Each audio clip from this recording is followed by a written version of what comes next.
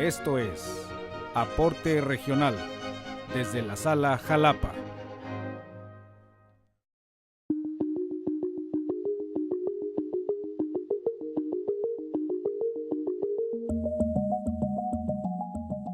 El pasado 23 de junio de 2016, en el Salón de Plenos de esta Sala Regional Jalapa, se llevó a cabo la presentación de la obra Hacia una democracia paritaria, la evolución de la participación política de las mujeres en México y sus entidades federativas, de la autoría del magistrado Manuel González Oropeza, integrante de la Sala Superior de este Tribunal Electoral, y de los doctores Carlos Báez Silva y Carolina Mónica Aguilas, director y profesora investigadora 1 del Centro de Capacitación Judicial Electoral del mismo tribunal.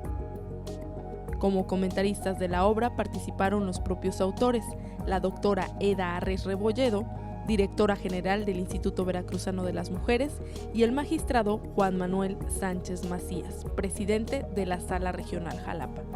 El magistrado Enrique Figueroa Ávila, integrante de esta sala, fungió como moderador de la mesa. En la Sala Regional Jalapa, en coordinación con el Centro de Capacitación Judicial Electoral, tienen el privilegio de tener aquí a los autores de una obra que sin lugar a dudas va a sentar otro importantísimo elemento académico, teórico, filosófico, práctico, para un tema de muchísima actualidad, no solo en México, sino en todo el mundo. Me estoy refiriendo a la obra Hacia una democracia paritaria, la evolución de la participación política de las mujeres en México y sus entidades federativas. ¿Y qué mejor para enterarnos del contenido de esta magnífica y dilecta obra que contar con un par de comentaristas de primer nivel y, por supuesto, como lo decía yo al inicio, a sus tres dilectos autores? Estoy como titular en un mecanismo que desde la plataforma de Beijing, una de las esferas, puntualiza y sobre todo dice que es necesario fortalecerlos. En el caso de México, pues hay un gran número de institutos, pero también de secretarías de las mujeres en el país, 5. Y sin duda que esto ha hecho también que vayamos no solamente construyendo alianzas y articulando puntos en común a pesar de nuestras diferencias, sino también encontrando qué tenemos en común las mujeres desde las instituciones, desde los partidos políticos y desde diferentes ámbitos, la academia y demás. Y hemos estado construyendo una alianza de acero, pero no ha sido sencillo.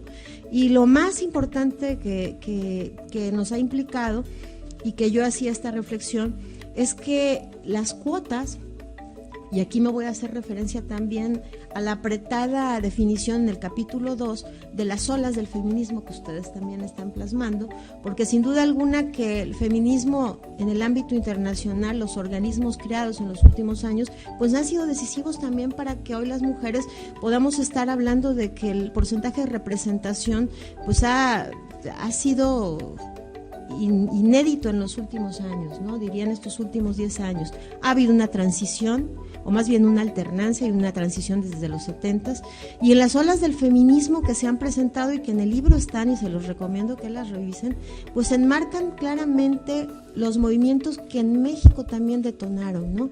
Sin duda que estamos hablando también de años difíciles, de agendas diferentes, y yo me voy a referir, por ejemplo, al feminismo de la Ilustración, desde el siglo XVII, el feminismo también de las sufragistas, que es el que sobre todo se le da una especial atención en el texto, y en ese sentido, bueno, pues las agendas han ido cambiando, pero también ha cambiado el corpus teórico de estos feminismos. No podemos hablar de un feminismo, y en muchas ocasiones pues eso es lo que se entiende. Están los horizontes de los feminismos, los movimientos feministas, no el movimiento.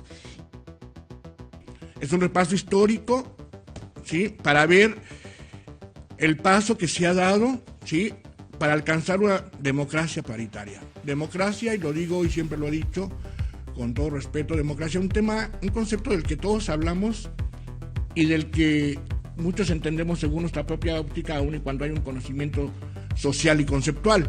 Pero democracia la podemos entender como tú la entiendes, como ya la entiendo.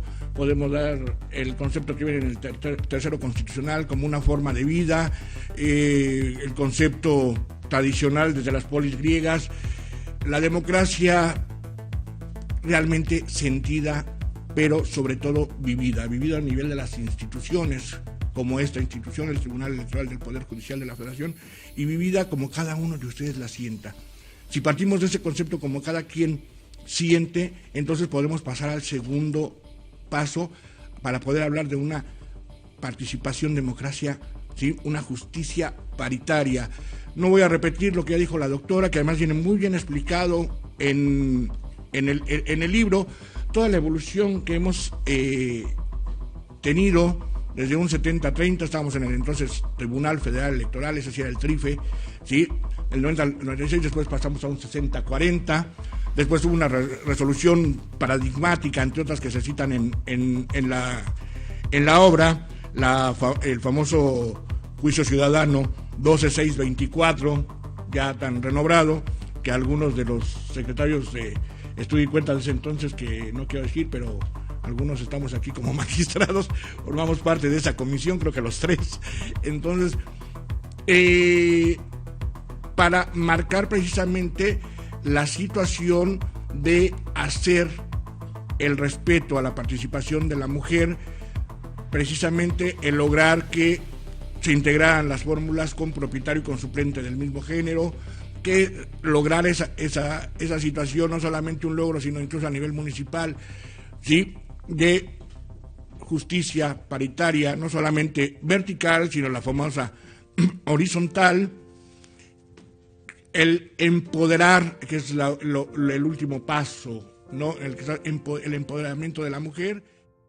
La literatura sobre cuotas de género lo describe muy claramente, que la clave del éxito de las cuotas está en dos elementos. El primero, en su diseño.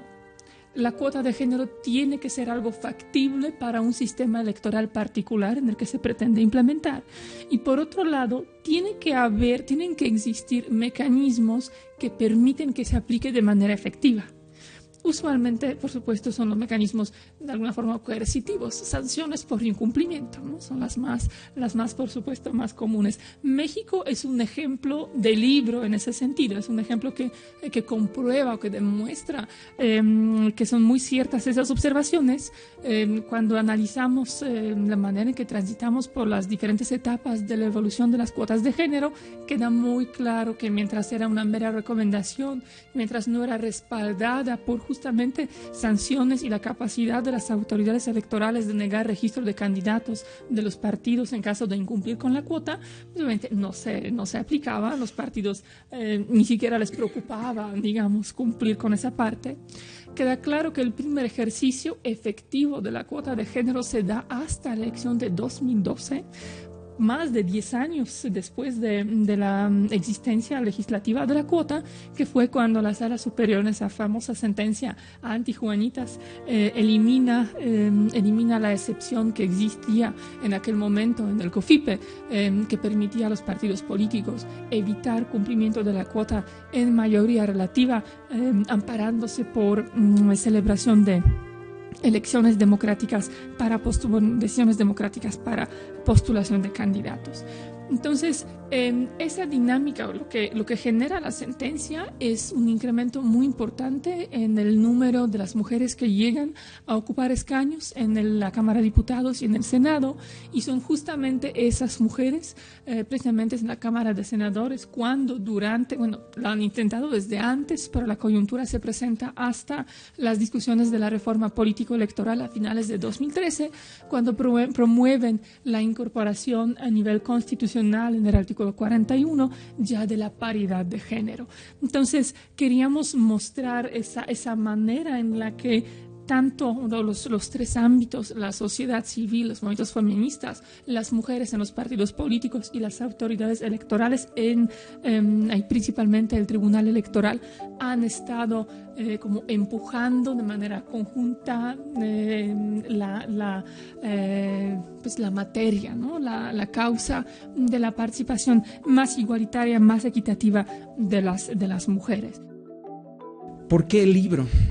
En primer término, pues porque, como ya lo adelanté, tengo la enorme fortuna de verme beneficiado con la amistad de dos personas sumamente inteligentes y sumamente talentosas y además muy inquietas, de tal manera que, en buena medida, y tanto los magistrados de esta sala regional como otras personas que seguramente nos siguen en la transmisión a través de internet lo reconocerán, en no pocas ocasiones he insistido, y ahora puedo colaborar en ello, en el hecho de que hay una historia poco contada, una historia poco explicada o poco transmitida desde el interior del propio Tribunal Electoral.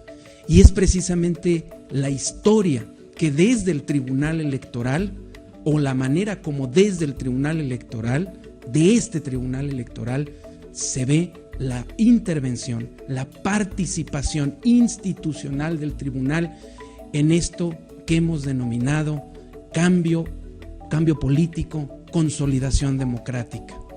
Inicialmente, precisamente a partir de las conversaciones que con muchos de mis compañeros del tribunal he tenido, se ha formado esta intención de, desde la perspectiva del tribunal, como bien señala la doctora Rez, desde la perspectiva del tribunal, contar cómo esta institución ha colaborado, ha participado de manera determinante en la conformación del cambio y en la consolidación de la democracia en este país.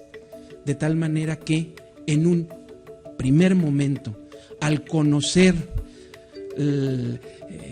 los primeros esbozos de dos trabajos, tanto del magistrado González Oropeza como de la doctora Gilas, me permití proponerles precisamente que estas dos perspectivas que son evidentes en el texto, la perspectiva del jurista, la perspectiva del juzgador electoral, pero también la perspectiva de la politóloga, de quien se centra en la ciencia política, pudiesen combinarse, pudiesen dialogar y pudiesen precisamente ofrecer esta perspectiva global o esta visión que se pretende global de cómo el Tribunal Electoral, con todas sus salas, porque en el texto, si bien algunas se nos fueron, pretendemos incorporar no solo sentencias de la sala superior, sino de todas las demás salas,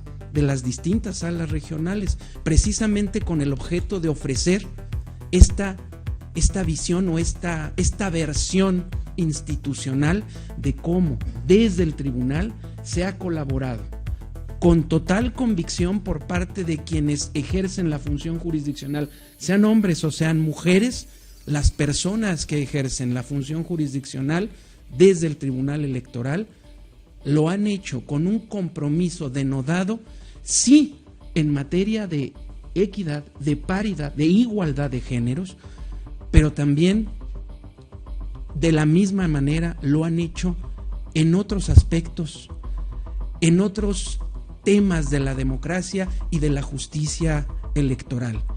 En mi opinión, este es quizá alguno de los primeros productos que, insisto, institucionalmente se podrían desahogar, se podrían desarrollar con la pretensión de resaltar, no con afán autocelebratorio, sino simplemente con la intención de demostrar cómo institucionalmente este tribunal, con todas sus salas, ha colaborado efectivamente en la consolidación de la democracia en México.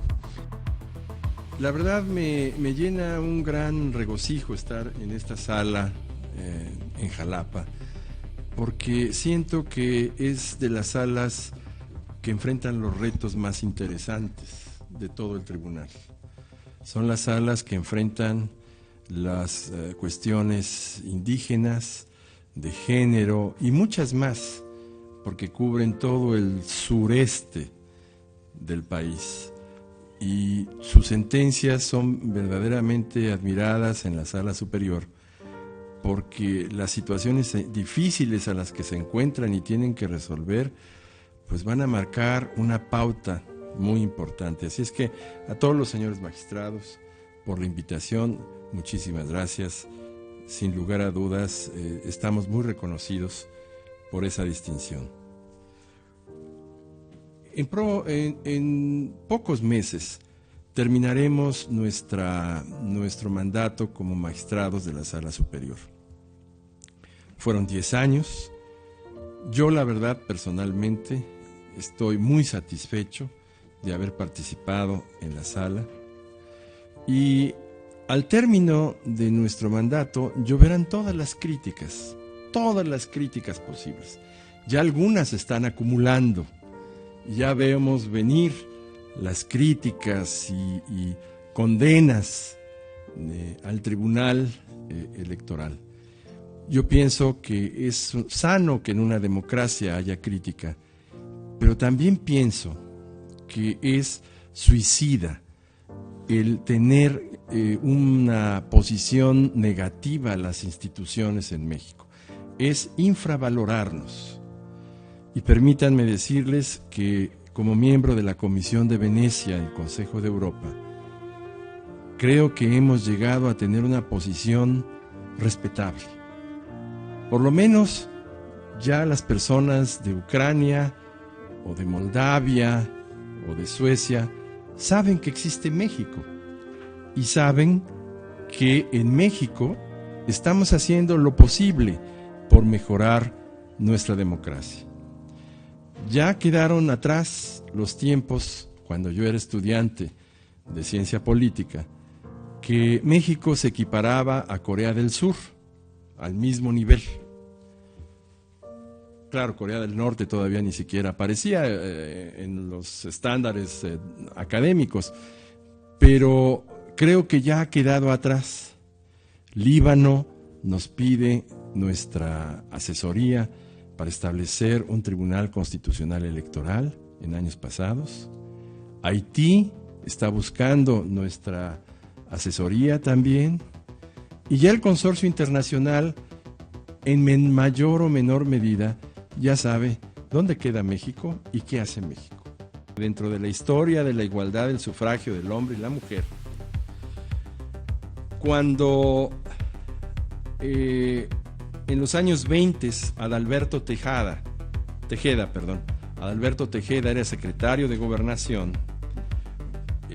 con una simpatía hacia la igualdad del hombre y la mujer en materia política, vio con buenos ojos que el gobernador de San Luis Potosí, Rafael Nieto, estableciera el sufragio femenino en las elecciones municipales de ese estado en 1925. Entonces, los veracruzanos han estado apoyando el sufragio femenino. Un apoyo que no se vio claro en la Constitución que ahora celebramos su centenario, pero que ha rectificado con reformas posteriores. Pero si analizamos, por ejemplo, los debates del constituyente de Querétaro, veremos que Luis G. Monzón, por ejemplo, pues se negó a reconocer los derechos políticos de las mujeres, a pesar de que el ríspido Pallavicini, el periodista puntilloso, le dijera, bueno, si va a haber igualdad, tenemos que reconocerle a las mujeres sus derechos políticos. Y la maniobra de las comisiones y de los dictámenes evitó que se consagrara directamente los derechos de las mujeres en 1917 en nuestro país, desafortunadamente. Posteriormente vinieron, y nada más voy a citar dos casos, vinieron los ejemplos de María del Refugio García, que habiendo ganado la elección en su municipio, pues se le determinó que el artículo 37 de la Ley Federal Electoral de entonces, si bien la Constitución no se pronunciaba en contra del voto femenino, aunque leyendo los debates sabemos que sí, el artículo 37 de la ley secundaria determinó que eran electores y tienen derecho a estar inscritos en las listas del censo electoral de la sección todos los mexicanos varones. La ley fue la que ancló al género masculino nada más el uso de los derechos políticos. Pero eso sí, los varones y las mujeres nos ayudaron, porque si un varón estaba casado, adquiría la ciudadanía desde los 18 años en ese entonces. Si no estaba casado, hasta los 21. Entonces la mujer era nada más un instrumento para que el varón pudiera ejercer sus derechos políticos antes o después en su edad. Y con este artículo 37 de la Ley Federal Electoral, pues se desconocieron los triunfos que algunas mujeres habían logrado. Pero doña María del Refugio García, hay que reconocerla, porque se plantó en Los Pinos y le exigió a Lázaro Cárdenas que promoviera los derechos políticos de las mujeres. Lázaro Cárdenas lo hizo. Y en Veracruz, en este estado, como promesa de campaña, había dicho que él promovería el voto de las mujeres. La realidad política no fue así y no llegó a ser una realidad. Gracias al gobernador de origen veracruzano, que ustedes conocen, fue que en 1953, en octubre, cuando por cierto yo nací, se estableciera el derecho político de las mujeres. Entonces, creo yo que es una historia, la historia no solo tiene el objetivo de ser una mera recuento de hechos, una crónica. La historia es, la verdad, un método para reflexionar, para provocar nuevas ideas y nuevas instituciones. Las nuevas instituciones sin historia son generación espontánea, que pueden ser pues derribadas con la mayor facilidad. Pero una nueva institución anclada en la historia es sólida y puede ir y crecer como un árbol frondoso, puede crecer en una tierra fértil. Entonces, nuestro objetivo de hacer este libro es provocarlos, como todos los libros que deben ser provocadores. No es un recuento de hechos nada más para informarnos y ser más eruditos o más entendidos sobre un problema social, sino al contrario, para que viendo la realidad del problema social lo confrontemos con estas realidades que ahora se presentan en el sur de nuestro país y no las aceptemos.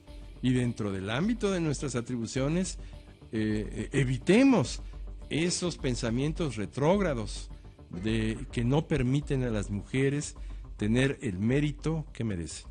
Muchas gracias.